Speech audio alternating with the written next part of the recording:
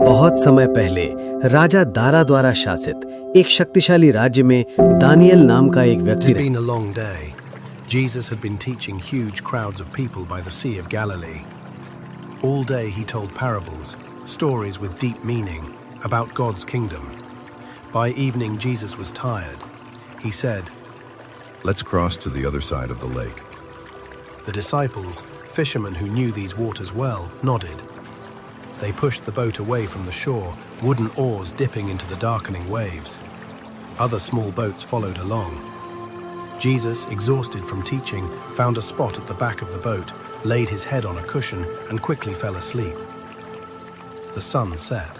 The stars began to peek out. Everything seemed calm and quiet. The boats glided across the still water. The disciples rowed steadily, and at the stern, Jesus slept in perfect peace. The lake was calm, the night was quiet. But suddenly, the sky changed. Dark clouds rolled across the sea. The wind howled, waves crashed hard against the boat. The disciples gripped the oars, struggling to steer. Water poured in over the sides.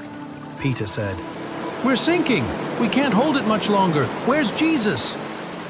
They looked to the back of the boat, and there he was, still asleep. The storm raged, the boat nearly swamped, and Jesus rested peacefully. "Teacher, don't you care if we drown?" Jesus slowly opened his eyes. He stood, his robe whipping in the wind, rain pouring around him.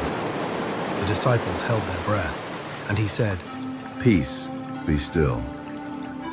At once the wind stopped, the waves settled, the sea became perfectly still, like glass. The disciples stared in shock. The storm that had terrified them just moments before had vanished at Jesus' command. Jesus turned to his disciples and asked, "Why are you so afraid? Do you still have no faith?" The disciples whispered in awe, "Who is this? Even the wind and the waves obey him." They had followed Jesus, seen his miracles, and heard his teachings. But now they realized something greater. He had power over creation itself. And that's the lesson for us today. We all face storms, times when life feels overwhelming and out of control. But just as Jesus calmed the storm on the Sea of Galilee, he can bring peace to our hearts in the middle of life's storms.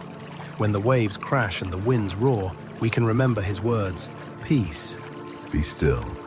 and that is the story of how Jesus calmed the storm.